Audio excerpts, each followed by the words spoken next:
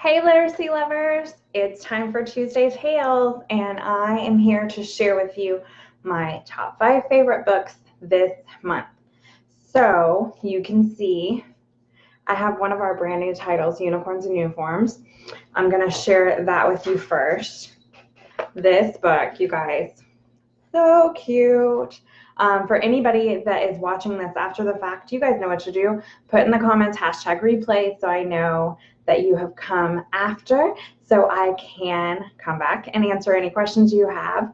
But I want to jump in and get started. I'm going to make this really quick. I caught my 4-year-old in his closet with an open package of s'more marshmallows. So it's already been a fun day. And I need to keep better eyes, right? So I'm going to jump in on this one, Unicorns and Uniforms. This is one of our brand new phonics books. This is super cute. This is so fun. It's about these unicorns that work at a hotel. How silly is that? And super fun, right? The staff all look fine in maroon uniforms with bright, shiny buttons. Stand by, unicorns. The doorman salutes and points to the door, but he spins it too quickly. Lord Stork hits the floor. So if you haven't gotten our phonics books yet, they are totally different from regular early reading type books because they're fun and silly to read. You know, sometimes your early readers, they don't grab your attention. Your kids are like, Bob sat on the couch. Bob went to the store. Like, those are not fun. These are so fun. Each one is so silly. And look, I mean, unicorns that work at a hotel. How fun is that? Like, it's so silly. This is Unicorns and Uniforms. Hey, April. Just adorable. It's just adorable. Also, bonus, look at this.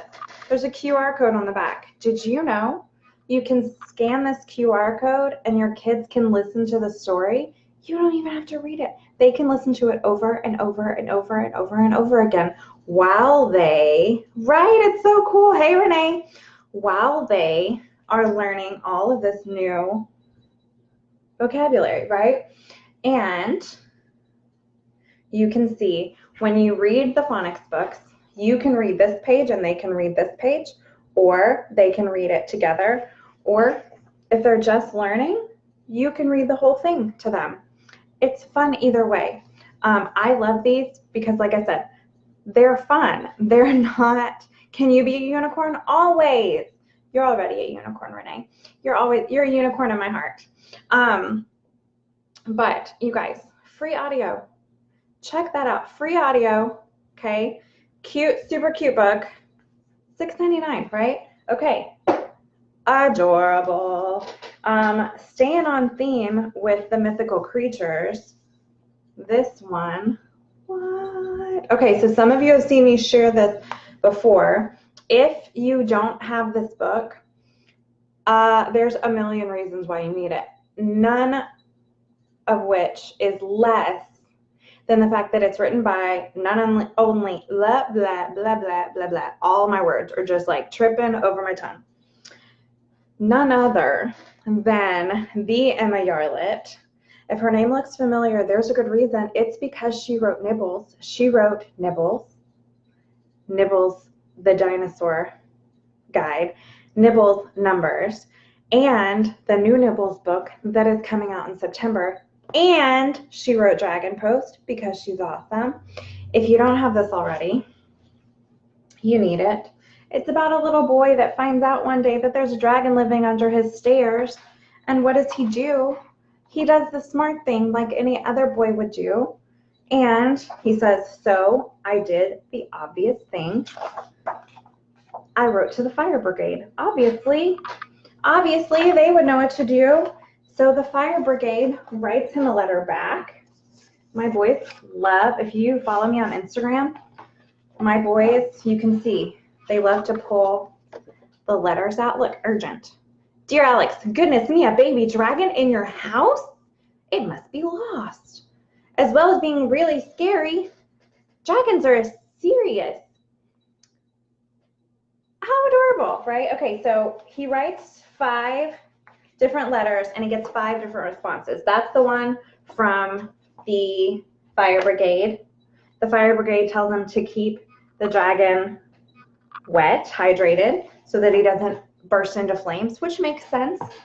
And then he writes, he's like, the dragon's hungry, I don't know what to do. So he writes to the butcher shop, who tells him how delicious they think the dragon would be. So he's like, oh. But he tells him, your dragon is hungry because he likes meat. So they eat meat together, or he makes meat for the dragon. And let's see, what else? He eats lots of steak. Look, that day the dragon ate 23 steaks, 2 hams, and half of my umbrella. His roars were very loud, which means that the next door neighbor got upset. So she has somebody send a very official letter. Dear Master Alexander of Draco Way, we are writing you as legal representatives for your neighbor, Mrs. Arabella Smirk. We must complain in the strongest possible terms about the heat, smoke, and most importantly, terrifying roaring coming from your home. Our client is not sure what you are up to, but it must be something very naughty, and whatever it is, she wholeheartedly does not approve. It is so noisy that it is upsetting her rock collection and making her potted plants sad. Right? Okay. Adorable. Okay, so he tells his dragon, like, dude, you gotta chill because you're being really loud. You're upsetting the neighbors if you want to live here. So they said sorry. They tried to be quiet. Then he wrote another letter to the wild animal kingdom. Guys. So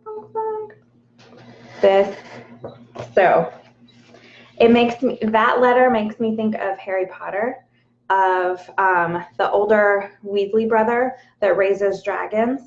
Anybody else? That's what it makes me think of, because they're like, this is how you take care of a dragon. And they tell him he needs to get out flying and exploring. So they go out on an evening fly. And then he writes his best friend, because he's like, I really don't know what to do with this dragon.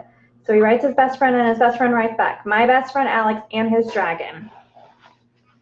And his best friend draws him this cute little card. Best friend Hillary, who tells him, your dragon should live somewhere like this. They probably shouldn't be in a house. He should live in this place like this. And so he's very sad, and he says goodbye.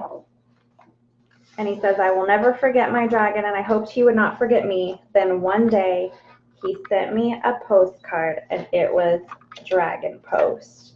It's so cute, you guys. Okay. Like I said, if you love nibbles, you know how fun and interactive M.A.R. Litz books are. This book is a must-have. Okay, even more fun.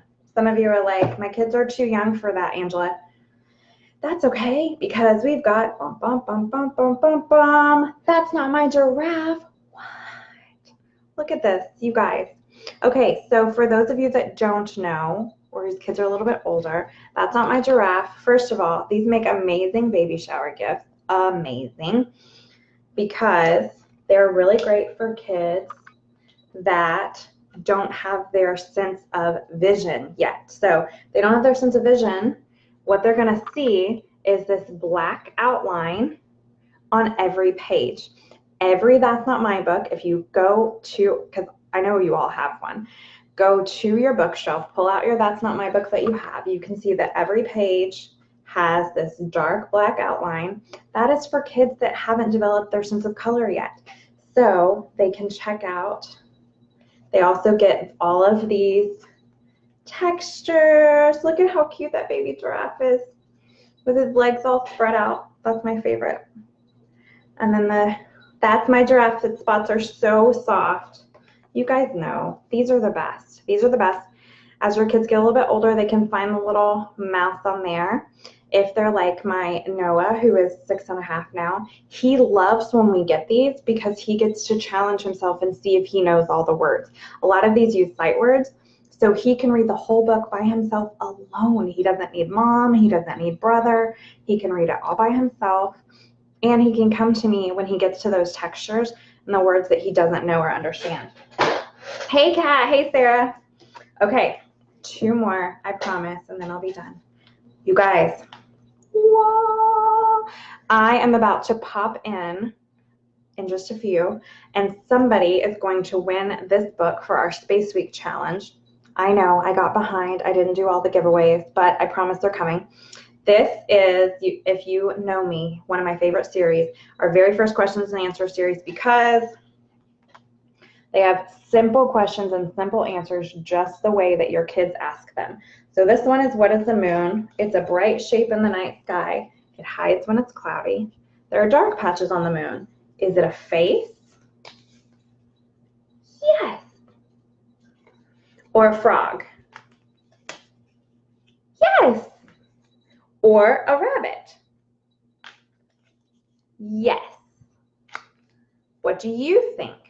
It encourages that conversation with your kiddos. What shape is the moon? In fact, the moon is always ball shaped, but often it's in shadow, so you can only see part of it. So that explains how the moon always looks different, but it's always a sphere, right? Okay. Has anyone been to the moon? How long did it take? 8 years of planning, 6 months of training.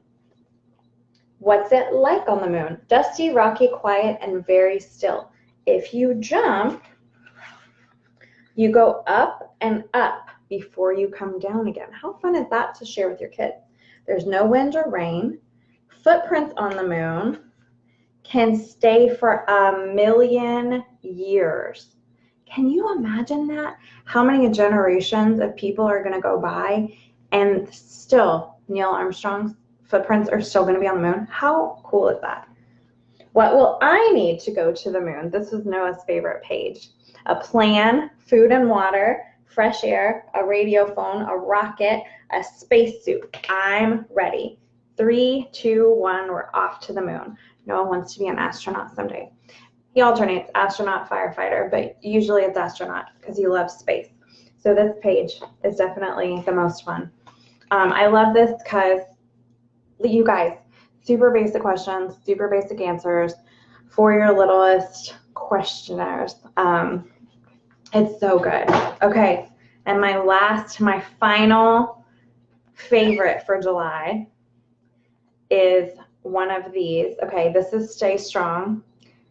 I'm in love with it. Noah and I have already started working through it. Stay Strong it says on here, if you see, an activity book for young people who are experiencing bullying, but it also helps your kids learn how to be brave, feeling strong. No one feels strong all the time. Your feelings matter and are part of you. Get to know your feelings so that you can quickly recognize when you need help to stay strong. So frustrated, disgusted, overwhelmed, ashamed, there's little spaces for them to write in their own feelings. Guilty, surprised, embarrassed, comfortable, jealous, angry. They can draw in the faces to show what their face looks like when they feel that way. Self-control. We talked about this one. I can't control the behavior of others. I can control how I choose to react. It's normal to feel upset when others make life difficult. Draw yourself being strong, even when others are making you feel bad because they're hurtful. Guys, let me see if I can find the page that made me so hard. Okay. Sometimes we upset other people even if we don't mean to. Everyone makes mistakes and says something hurtful every once in a while. This was good for me to talk through with my boys, even my 4-year-old. He's still not quite on the understanding, but maybe you could show your messages to the people they're meant for, or even say sorry to their face. Saying sorry is a good way to put things right. It makes others feel happy again, helps everyone to move forward, and shows that you take responsibility for your action even if it wasn't done on purpose. Fill these hearts with sorry messages you weren't able to say at the time. Use some of the hearts for times when others should have said sorry to you but didn't. If you want, write down what they did. So you can kind of get your feelings out. Let's see. Make time for a very special person. Yes, that's you. I know that blank likes me. I'm called. When I'm older, I will. I'm good at. I believe. I love. I want. It just, you guys, It just warms my heart. The whole book warms my heart. It's a great activity book for kids to do on their own, for you to work through with them. Like I said, I've been working through this with Noah a little bit, just to help him learn how to stay strong and be brave.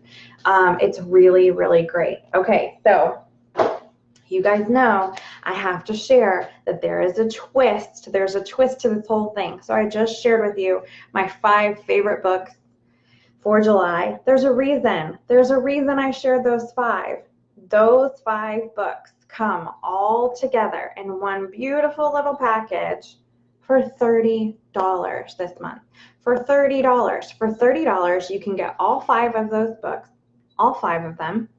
You guys, that's almost $60 worth of books. So you're getting half price books, right?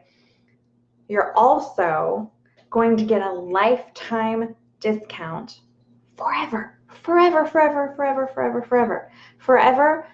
Everything that you purchase, you will get 25% commission on, and everything that your friends purchase, you will get 25% commission on.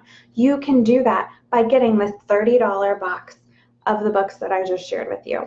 You pop in, you sign up, you get this $30 box of books, and you get 25% commission for life. For life, you guys. It is bonkers. It would be bonkers if you wanted one of these books to not take advantage of this deal. It's crazy. It would be crazy. If you saw even one of those books and you would like them, it would be silly to not get them in this amazing special that we have.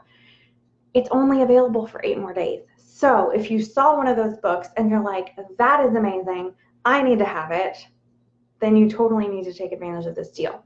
If you have questions, if you're a little hesitant because you're not sure of all the details and all the fine print, shoot me a message and let me know.